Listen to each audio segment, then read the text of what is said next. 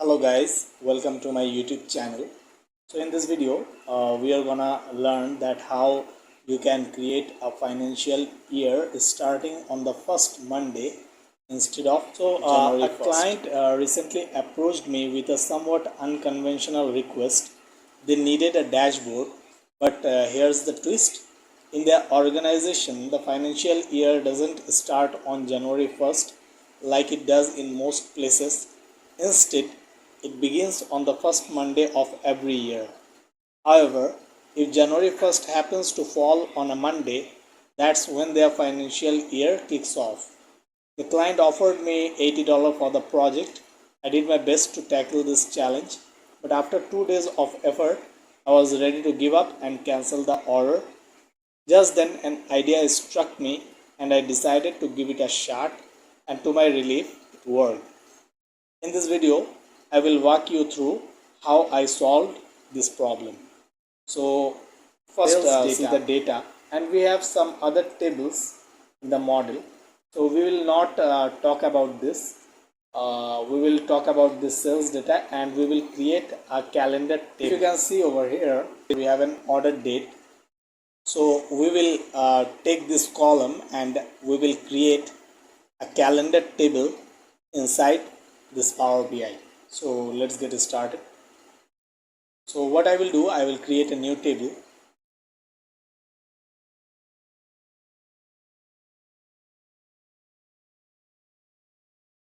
So we will name this as calendar,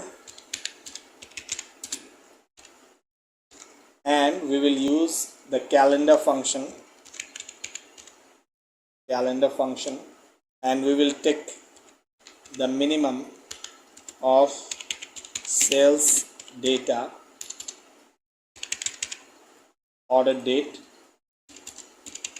and maximum of sales data, order date. Right. So this will give me the date from the minimum value of the order date and the maximum value of the order date. I think I have added extra parentheses. Yeah, now it is fine, I guess. But first we will convert this as date because it is in date time format. So now you can see, if you look over the data, if I sort it descending, that it is starting from January 1st 2020, and if you see descending, then it is June 30 2022. Right. Now what I will do, I will add column, and we will create some column. We will create year experimental, because this is not the year which we will use in this report. So this is an experimental year. Is the date. Now we will create the month. We will use the format function, and we will use the argument of MMM, or we can use 4M. Then it will give us the full name of the month. So let's see how it looks like. Now I will create the month number, because we have to sort the month name according to the month number. So we will use the month function,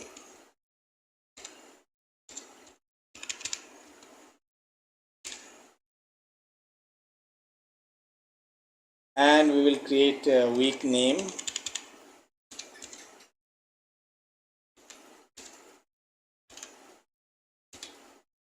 For that we will again use the format function, and we will use DDD. So it will return us 3 letter of the name over here.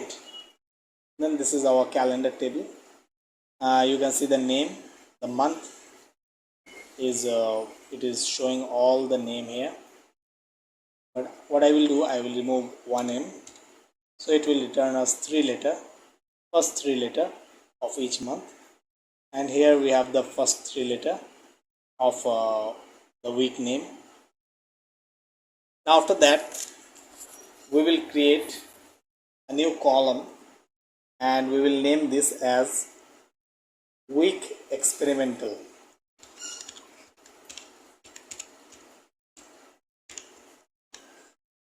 And now what we will do, we will use the start of year function.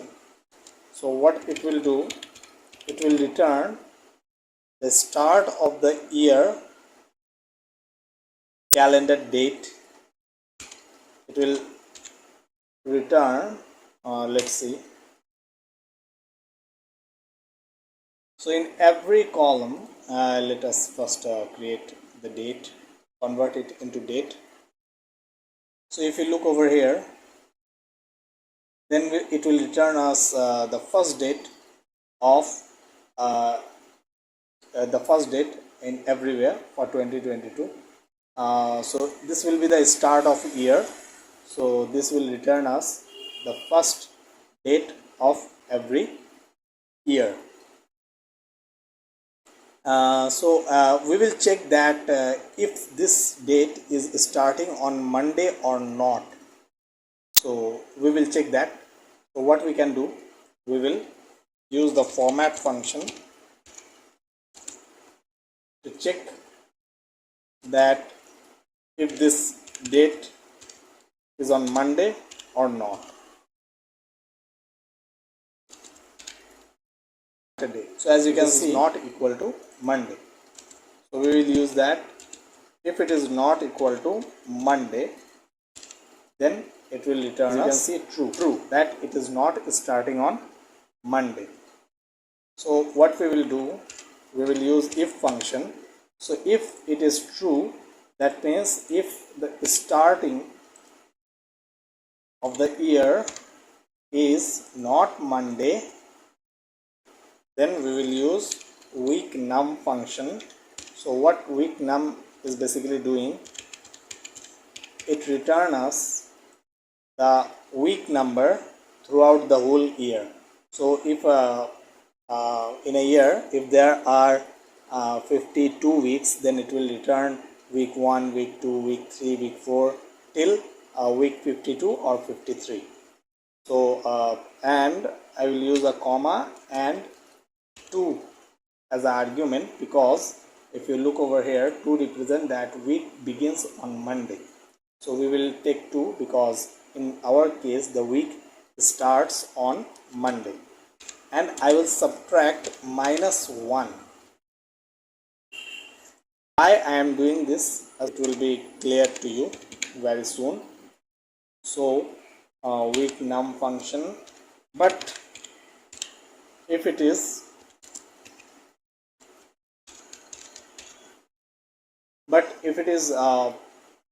false, that if it is starting on Monday, then we will take the week num as it is. But if it is not starting on Monday, then we will subtract 1 from each value. So if you look over here,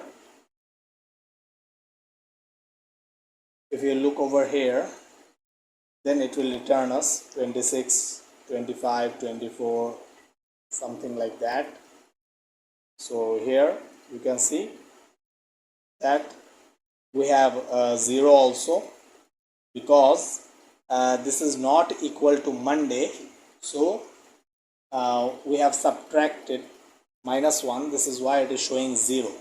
So what we will do, we will convert this 0 into 52. 52 means last year, last week. We will convert this. So by doing this, these values goes directly into the last year. So the new year will not be counted. The new year. So this January 1, 2022, January 2, 2022 will go directly into the last year, and the new year will be starting from this Monday, January 3. So as you can see, so we will convert these zeros into 52. That means last year's last week. So I will create another column, and this column we will name this as week. So let's see the code here. So I will use the if function again, and here I will write the logic that if our calendar week exp experimental is equal to 0, that means it is not starting on Monday. Then what you can do, you will calculate the max x, and we will take all of calendar week. We will return the calendar week experiment but for the previous year. So what we will do here, we will calculate a year, calendar date is equal to year equal to calendar date minus 1.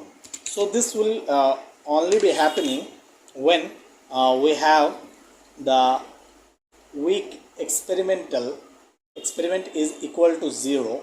That means if it is not starting on Monday, then what it will do, we will use the calculate function, and here it will go to the previous year. As you can see, the year of calendar date is equal to year calendar date minus 1. It will go to the previous year, and from that, from all the week experimental, it will pick the maximum value of that week experimental.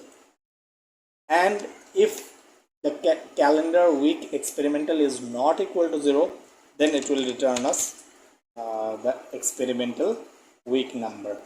So if I press, you can see that what is happening. Go down and you can see over here that for the 0 values, it has returning us 52, right, the previous year week number. Now we will add another column for the year, and this will be the year column,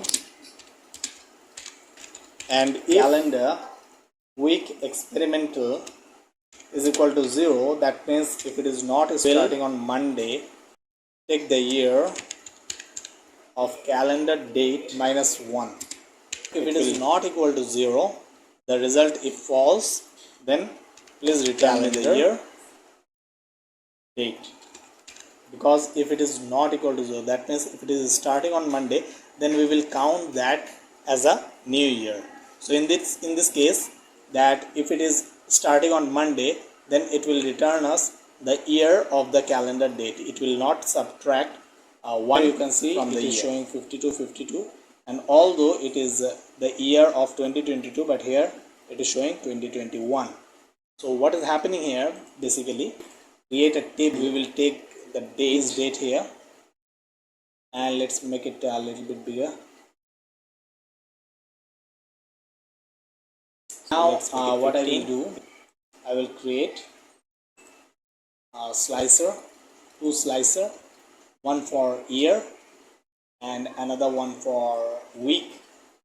So one for the year, let's make it vertical list. So yeah, and I will copy this, Ctrl+C, Ctrl+V,